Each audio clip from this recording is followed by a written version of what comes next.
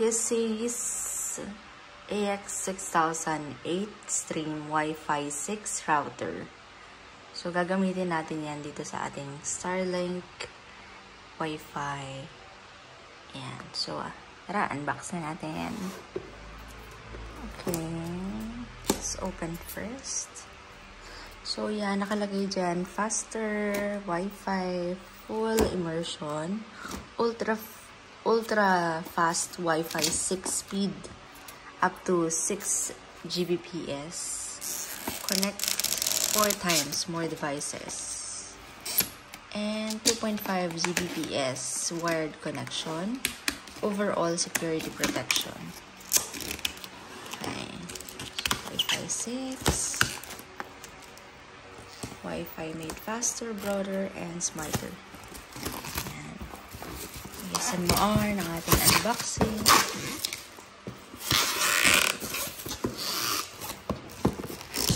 Meron din silang technical support here. Kanyang box. Okay. Here we go.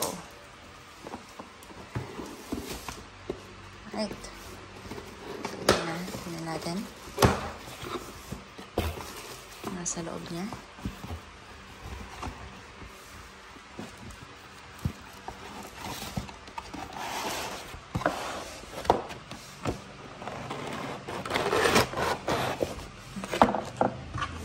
Sorry na guys, ang likot ng ating camera kasi ang hirap mag-unbox ng solo flight.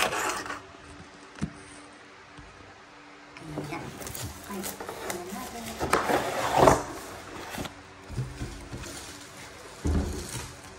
Alright, so ito na siya.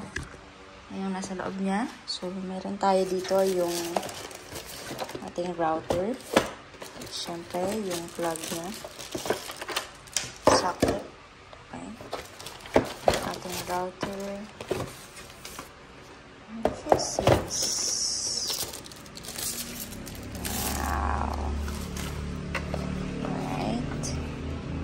And then meron siyang 1, 2, 3, 4, 5, 6, 7, 8 antennas. So ito yung kanyang cable. So, sabi ng aking asawa, tingnan ko kung ano nakalagay.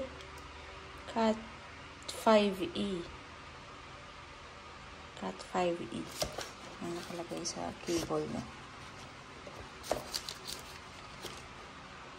Okay. So, i-connect natin yan dito sa ating Starlink device.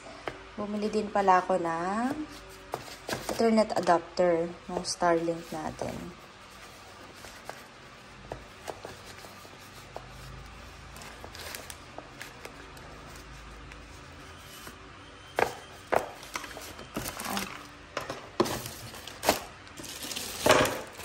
Ready lang natin siya.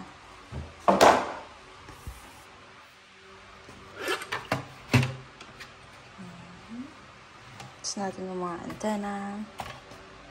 Okay.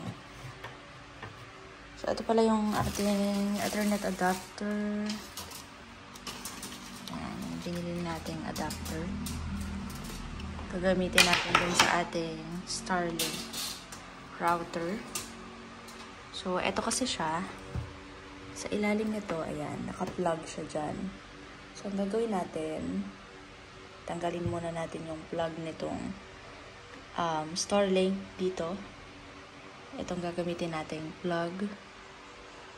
Dito natin siya i-connect. Alright. So, simulan na natin.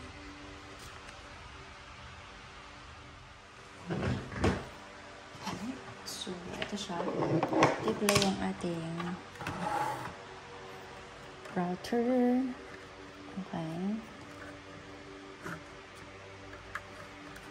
So, ang gagawin natin, i-unplug muna natin tong si Starlink natin. Dito. So, ito yung i-plug natin dun sa Starlink router. Right. Alisin muna natin siya dito. Okay. Ito. Alisin ko na yung isang naka-plug. And then, ito yung ipa-plug natin. Okay. pag...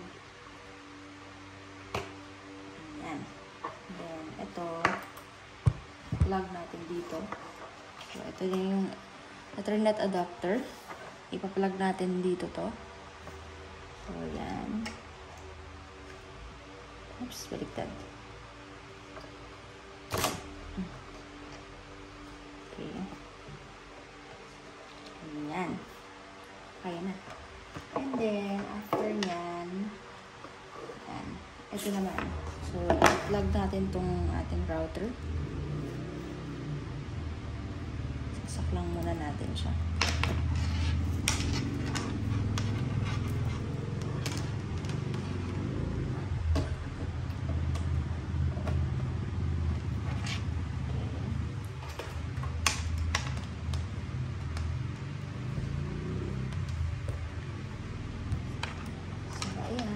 Connect na natin ito.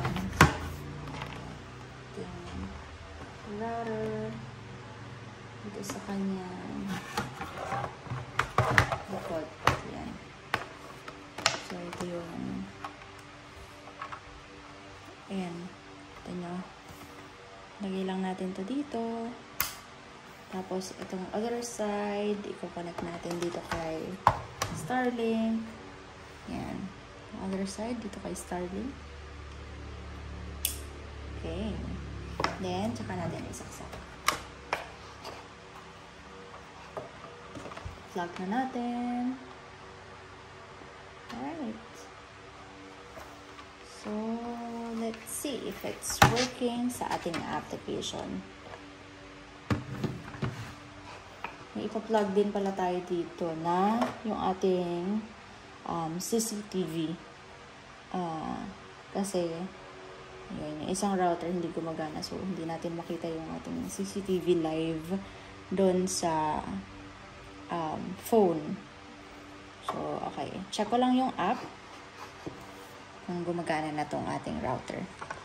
Yan na siya. So, after natin i-connect dito kay Starlink sa kanyang Ethernet adapter, yan. Connected na yan dito sa likod niya. Yan, naka-plug na din. So, check ko na lang dun sa Starlink app yung connection niya. Alright, let's go! Yan guys, so try na tayo mag-connect dun sa ating router. And yan, niredirect tayo dun sa website kung saan mag-create tayo ng password and all, yung profile natin. So, after mag-login dyan sa website, set up ng passwords, and all, ayan. So, na-connect na rin natin yan dun sa ating Starlink na router. So, after natin makonect dun sa Starlink na router, ang gagawin natin dun sa Starlink na application is i-on yung bypass dun sa settings. Ayan. Meron dyan settings kung saan natin i-on yung bypass.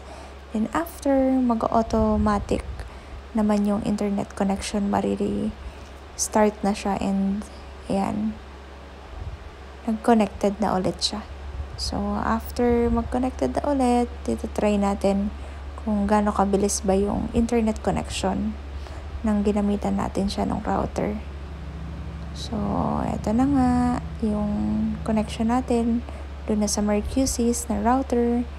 And, tada! So, ang internet connection natin, umabot na ng 300 plus.